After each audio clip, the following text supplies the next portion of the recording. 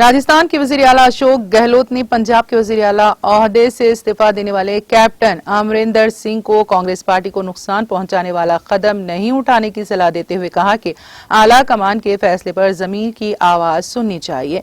गहलोत ने कहा कि पार्टी ने उन्हें 9.5 साल तक वजीर आला बना रखा है।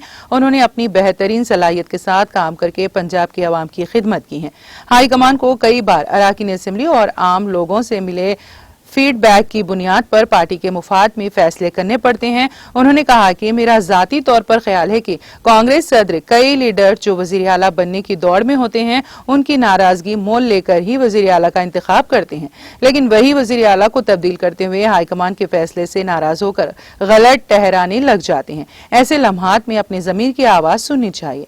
मिस्टर गहलोत ने कहा कि मेरा ख्याल है कि फासिस्ट ताकतों की वजह से मुल्क किस सिमत में जा रहा है ये हम तमाम अहले वतन के लिए तशवीश का मौजू है। इसलिए ऐसे वक्त में हम तमाम कांग्रेस के लोगों की जिम्मेदारी मुल्क के मुफाद में बढ़ जाती है। हमें खुद की जात से ऊपर उठकर पार्टी और मुल्क के मुफाद में सोचना होगा।